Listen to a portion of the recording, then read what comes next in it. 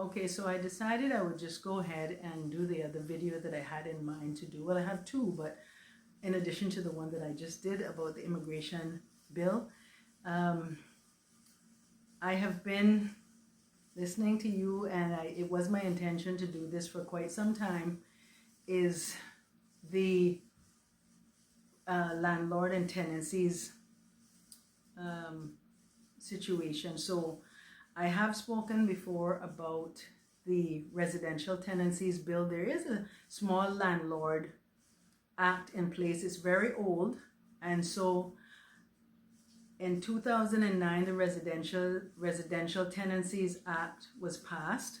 2009, people believe that. And so in 2023, or maybe it was 2022, I'll have to go back and check. I have too much things swirling around in my head.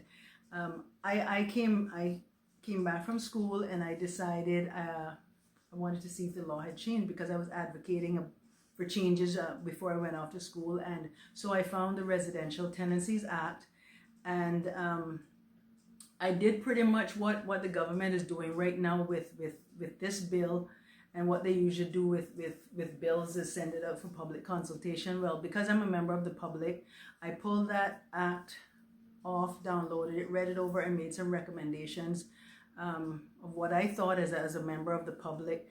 And so they've had other feedback subsequently, and of course they put their own thoughts together, because many in the past administration, and we have new people in this, well, let's put it in the past administration, they weren't aware of the act, and then some had forgotten about it because they were in office at that time. But it was so long ago, almost 14 years since it had been passed, and it just hadn't been enforced. So they reviewed it, and it is before the new government. Of course, everything is before the new government. Luckily, many of the members of the new government were there on the last government, so we have to give them time.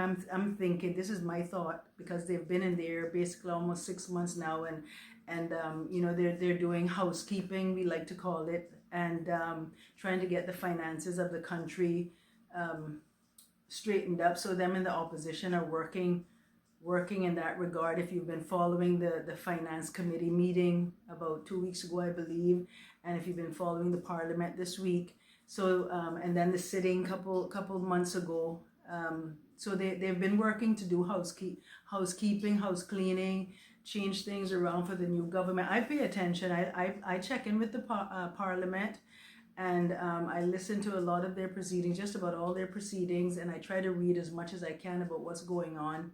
And a lot of the information can be found at gov.ky. Whether you're a Caymanian or you're someone that's residing here, you can always go online and get that information. And so, like many other things, everything from the last administration, and even things from years ago, is before the new government. Every government inherits things from previous administrations. So I am thinking, now some of you know that I am very, very affirmative about this Residential Tenancies Act. Not especially for landlords only, but for both landlords and tenants, because I see a lot of unfairness and discrepancy going on. I know that they have been, about a year and a half ago to 2 years, there have been some amendments put in place for this new Residential Tenancies Act. And so the next process is for it to be done, my understanding is the same as being done with the immigration bill. It will have to be, I think it is a bill right now. The amendments is a bill, I do believe. Yes. And so, but it hasn't been publicly put out there yet for consultation. I think this new government will visit it in the upcoming months. I won't say the next few months, because some of you like to hold me to my words. In the upcoming months, we'll hope it won't take another 2 years, and I will certainly hold the government to that. And if not, then I will go to the opposition and ask them to hold the government to that, because that's what the opposition is there for. And boy, we have some people in the opposition now that especially that deputy of the opposition. He anyway, I won't get into that. People, let's just say this is the update for the Residential Tenancies Amendment Act that will bring relief for rentals and landlords and tenants. And there's a lot going on. I have the act, and if anyone wants to know about it or get a copy, or get some feedback or information about it, you can reach out to me. I'm Patricia Bryan, of course, and my name is on social media with my pages. And just know that we expect in the upcoming months, not next few months, or because some people just like to take piecemeal out of some of the words I say and not listen to the whole thing. But we expect in the upcoming months that, and remember now they've only been in almost 6 months, so they have almost 3 years and 4.5 months to go. And hopefully by the end of the year or early next year, in the upcoming months, we will have the government come out and say something about the residential tenancies law. Now, amendment bill. Let me say this to you guys, so don't get excited, because sometimes, even though these bills get passed, sometimes they can be put on the shelf and it'll be another few years again. So we just have to keep pressing and pressing and pressing, and go to the MP's offices in the areas that you live in.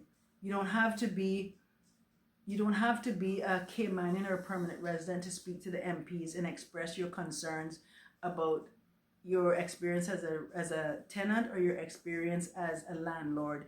And if you don't want to do that, especially if you're not a Caymanian or permanent resident, reach out to me, reach out to some of the other medias. I see Compass has started doing some anonymous stories now. Of course, we know there's CMR, definitely takes heed to people's concerns and complaints and grievances and so forth.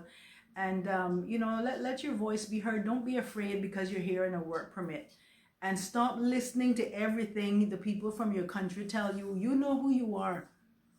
Get the source from the horse's mouth, and that is WORC, or call Government Administration Building, and they can tell you who to go to, or go to the MP in the area you're living. West Bay has 4, East End and Northside has 1 each, Bordentown West has 1, Bordentown East has 1, Savannah has 2, Savannah and Newlands have 1, 1 in Prospect, and 1 in each other district. Well, all 19 districts have 1, right? So if you're not sure who they are or how to get in contact with them or where to locate them, you can Google online, or you can reach out to me. Stop listening to everything that the person from your country says, because some things are uniformed, some things are law and acts and they're strict, but sometimes when things go to the board, there's other criteria that could be considered for each and every person. And try to stay on the right side of the law. Some of you don't do the wrong things while you're here in the Cayman Islands. Yes, you're free to make videos how you want to make videos and say what you want to say, because this is a democratic society, and you're free to say what you want to say as long as it's not to harm someone or harm someone else, harm yourself.